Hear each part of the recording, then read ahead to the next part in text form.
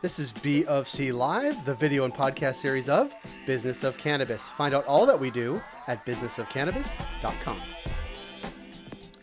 Coming up on our BofC Live podcast conversation, we connect with Ed Kremer of Jushi Holdings, a multi-state operator with footprints in Pennsylvania, Illinois, Virginia, California, Ohio, and my home state of Massachusetts.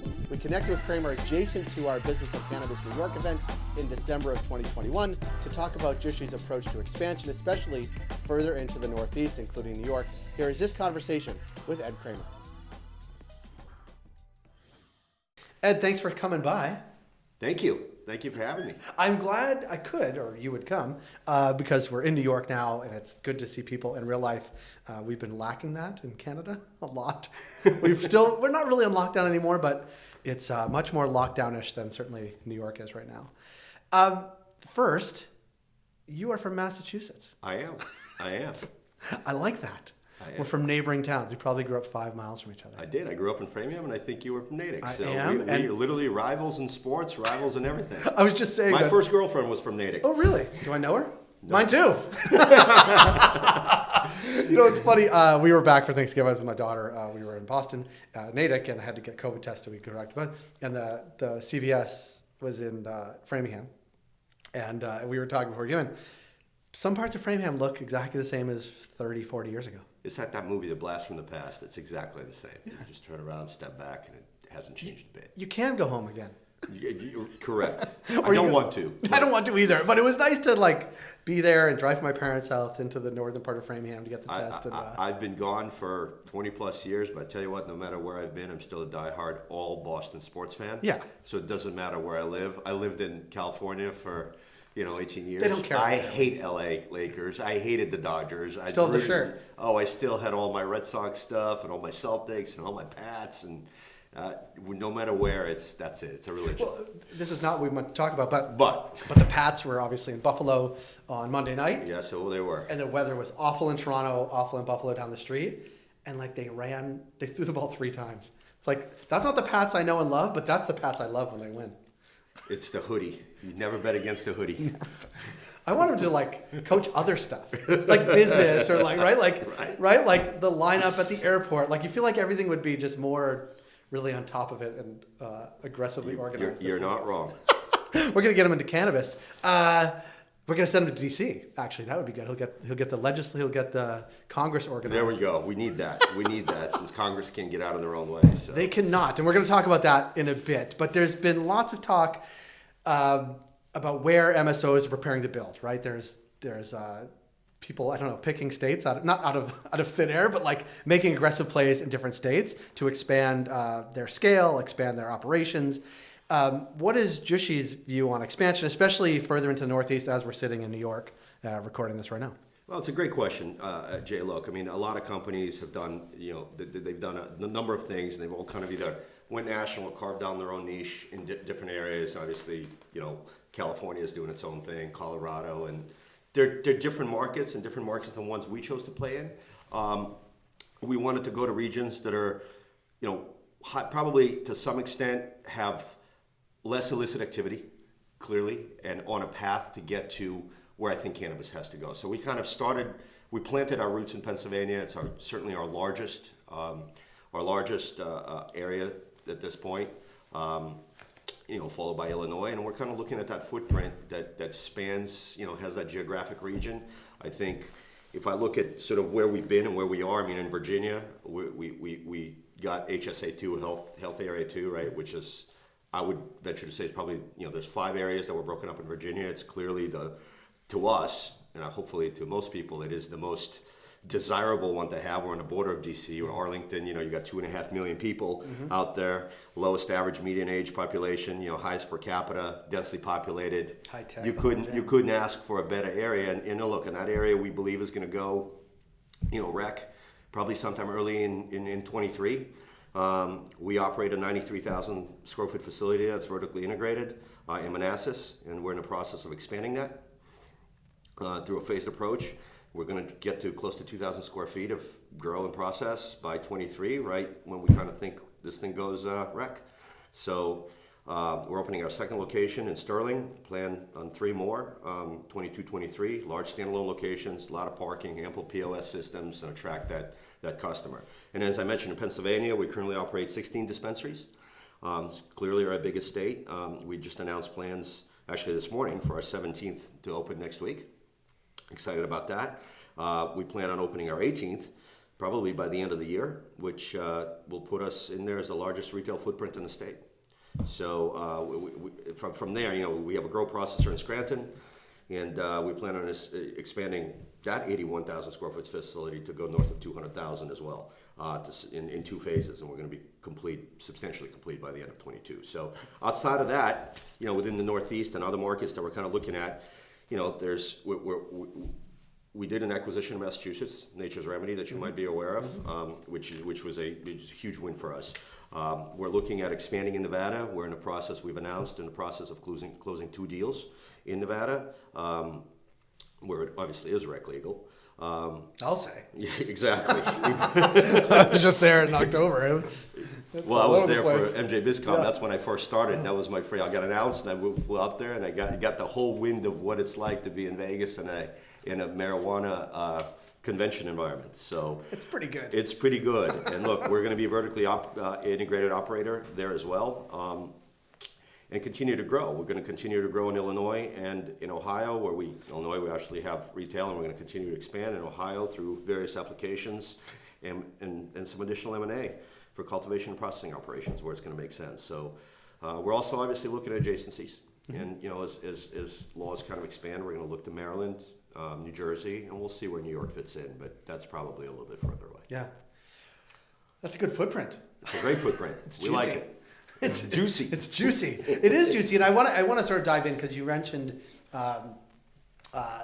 states coming online, both I think likely because of the promise and of what's ahead, the not as entrenched illicit or not as entrenched or large legacy market, and is it that those states that are coming online later, they're not cutting and pasting regulatory sort of, but it's closer to that than sort of a free-for-all, right? They are looking at states that came before them, making improvements on those regulations, saying, what, they did these things in these 4 states, we're going to... That's right. And look, and we're at the forefront with our folks that we have. We actually, in Virginia, we've been helping to write laws and just help to make sure that this business is looking at the right way to do cannabis, right? And gets that illicit crap out of me. I was just down the corner here in New York, and there's a dispenser over there that and I walked in there just to see what it's like, and they're talking about Delta 8.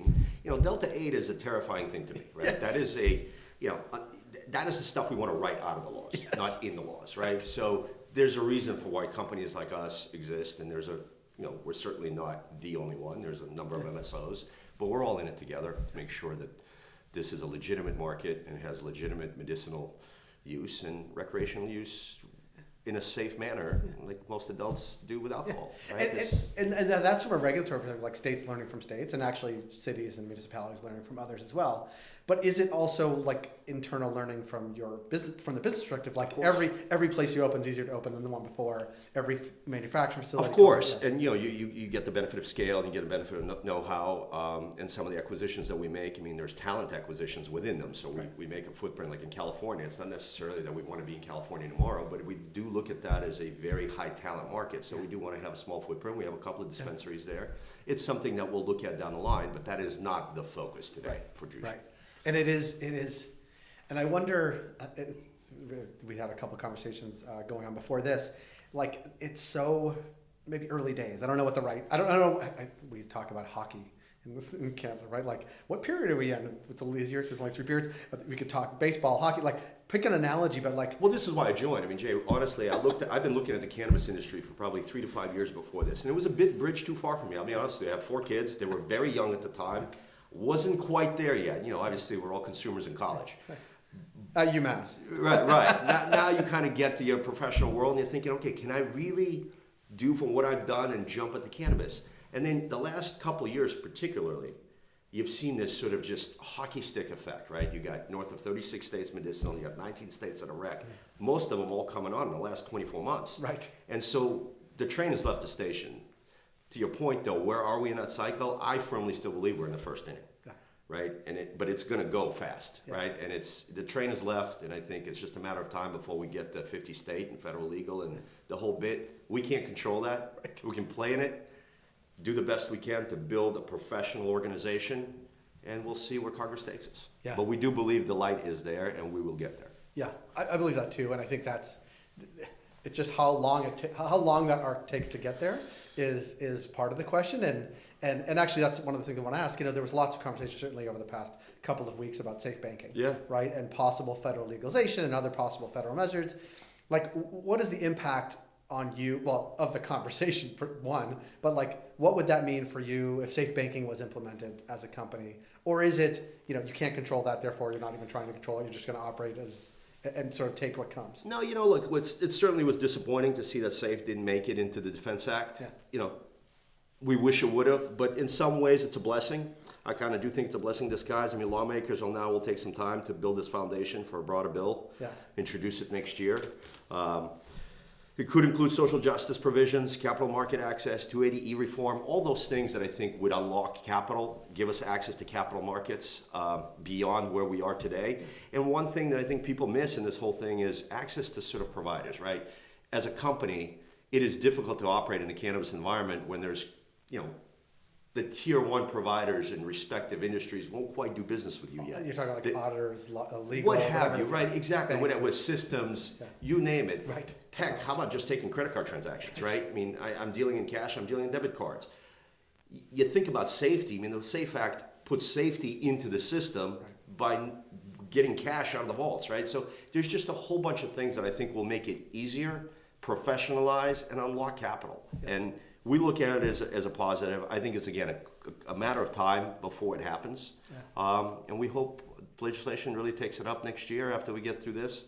Obviously, nobody can control what happens in the macro world and with Ukraine and Taiwan. And all that could derail what we think would happen. But absent things that are outside of macroeconomic events, I do think that Congress will try to get something done before the midterms. That's my hope. I've been thinking about this a lot. It's like the world, so people, real people, are like so far ahead on this issue than people in DC thinking about, or even regulators. What do you think about that? 68%. I read somewhere that 68% of the country believes cannabis should be legal. It's the most bipartisan issue there is. I mean, people might think about red and blue. This is not red and blue. No.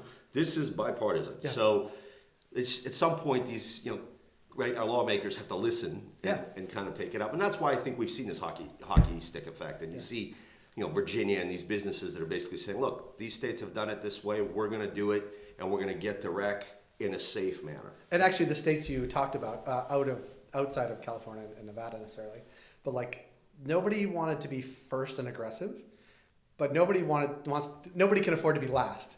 It's like that's why you see certainly Pennsylvania, New York, New Jersey, and then Ohio, and then Illinois and Michigan. It's like you talk to folks in those states, and they're tracking purchases, and I'm sure you're seeing this too. Well, I'm hoping small businesses, if we're talking about growing small businesses, they will disproportionately be beneficiaries of the SAFE Act. I mean, this is a capital-intensive business, right? You've got to build these grow facilities, retail stores, and these small people that are trying to get into the market and try to professionalize it can't have the access to capital.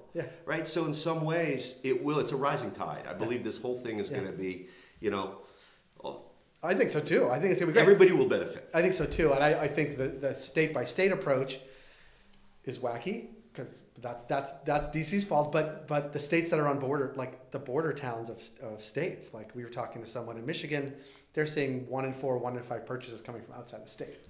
Like Illinois, we have stores in Sauget, right, just on the border, and they're some of our highest performing stores because people are coming from St. Louis. And the demand is there in a safe way, and all we're trying to do is professionalize and take the illicit market out, and so. And that's a state-by-state basis, but that also is, states, cities and towns in New York and New Jersey are deciding, and Massachusetts too. We're in, we're out. It's like you can be out now. But in 3, 5, 10 years, like you can't turn that tax money away because it's too juicy. Absolutely. So I keep saying juicy, but I mean, absolutely. Look, New Hampshire funds all their schools for liquor sales, right? There's no reason why states can't benefit and improve the school systems through the effective, fair taxation of cannabis, but unlock that capital. Yeah, because voters and the world doesn't care. The only people that care most about this, that it's going to be legal, is like elected officials. Like they don't. Well, like and it the still risk. amazes me that marijuana is subject to the 73 Act, and Yeah. it's a scheduled substance. It boggles my mind personally, because you look at, let's not name companies, but the opioid crisis that happened in this country. You know, I mean, they're all fine with what they're doing under the auspice of it's medicinal, yet they're addicting millions of people, and 500,000 people are dying every year. That's all cool, but we are a scheduled substance as a plant. It boggles the mind. I think that's why I think the train has left. Well, I think you could even, and I won't ask you to comment on this, but the same thing for doctors who would write those scripts but not write a script for cannabis. Yeah, you don't have to say anything. I won't You don't have to comment. say anything. But it's come up. I mean, it comes up all the course. time. It's resistance from doctors because it doesn't have, necessarily the sort of triple blind studies, but it is this, I won't even say what you just did, but yes, true enough. So I want you to sort of look ahead, if you will, like the road ahead. You talked about first inning, but talk sort of 3, 5, 10 years. Like, what are the key opportunities that lie ahead for you and the company, and maybe for the industry overall, if that's easier to speak to? 3 to 5, 10 years is an eternity in the cannabis industry. So I don't think I can make it. If I might focus on the next 12 to 24 months as a line of sight, because I would be guessing anything beyond that. Right. But look, for us, we want to significantly expand and optimize our grower processor assets, like I said, in Pennsylvania, Virginia, Massachusetts, Nevada. Transition kind of from a highly concentrated retail-centric business to one that's a little bit more balanced in the wholesale world. We want to continue the opportunities on the M&A front. If there's accretive assets that we can pick up, we will do so. We believe we have the best team in the business that started this company, and how they look at multiples and EBITDA multiples paid on acquisitions, and we've demonstrated that through the things that we've done so far. We're going to continue to take that patient approach as opposed to a shotgun approach to acquire just about anything. We don't need to do that. The shotgun approaches are so fun to watch, though. Yeah, but we don't need to do that. I want to make sure we have appropriate shareholder returns, and we're doing it through our organic growth and complement in the states that we need to through the right M&A activity. Right. We want to see the significant expansion of sort of revenue and margins, and that will come with what we're doing, clearly. And then look, Safe Banking Plus. I do think that if I look at that, that's the most likely path to federal cannabis reform in the next 12 to 24 months. And then I think then you and I can circle back and see how we look at the future. But let me go toward the old we got to get too. through that. And at that point, I do think the hockey stick becomes even more of more hockey, right? And it'll be a high-class problem for everybody, but that's what we're hoping for. Yeah. No, it's really been good to sit down and connect, not only because, talk about the old neighborhoods, but also I think the footprint that you guys have and are growing, the states that you're operating in and are thinking about are where the industry is going to see its biggest growth in the next 3, 5, 10 years, but also 12 to 24 months, right? That's where all the really interesting things are happening. It's also where the influence in DC is most easily felt because, there's more legislators from those neighborhoods, but they're also right there. And I think the more people see that the sky doesn't fall. It's legal in their backyard. Right. And it becomes, and I dare say, it's exciting to us to talk about, but on the sort of brick and mortar level, it becomes just part of the normal fabric. And it's sky doesn't fall. And if the sky doesn't fall, that's generally just there's nothing to be afraid of. And if anything, it's a net positive. I would imagine where your retail footprint is, it's a net positive to where you're operating, more foot traffic, better customers, higher turnover. Phenomenal to the community, frankly. I mean, we're creating jobs, creating legitimate jobs, providing tax revenue, and providing a product for customers that want it in a safe manner. They don't have to worry about what's in it. They don't. I mean, you're trying to make this thing safer because the customer does want it. Right? And kind of go back to the liquor industry all the way in its early days from Prohibition. Right. I mean, there were people making alcohol in bathtubs and probably creating things that one shouldn't consume. Right. It got regulated. It got, there's a legal age for it. There's testing for it. Yeah. And people love it. That's the other thing. Not that should be the only guide of, people want and like cannabis a lot. And I think we ought to embrace that. Look, I've never been a huge consumer of it. Even at Framingham personally, in college, right? but I've never been a huge consumer of it. But I will say, though, that if I just think about it, of what cannabis is in relation to alcohol, as an example, I've never seen personally anybody beat their spouse, drive a car into a brick wall. I mean, it's a safer way of relaxation, in my opinion, than alcohol. Yeah. And no hangover. Right, let's not make The next day is a lot better too. Correct. Yeah. There's no sort of physical effects from it either, or addictive properties. Well, I really appreciate you taking time. And, Thank you. It's been a pleasure. Nice to meet you in person. I can't wait to get back to meeting people in person. It sounds like a weird thing to say, but I'm excited about it. It's been a year since I've been in the city, so it's kind of nice to get back to New York. Well, good. I'm glad we can give you an excuse to do it. Thanks for making time. We'll see you down the road. Thank you, Jay. You got it.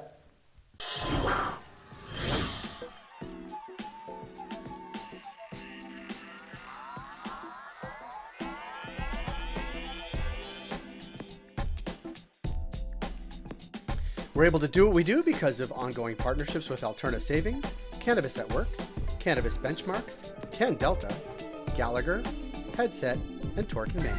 Find out all that we do at businessofcannabis.com.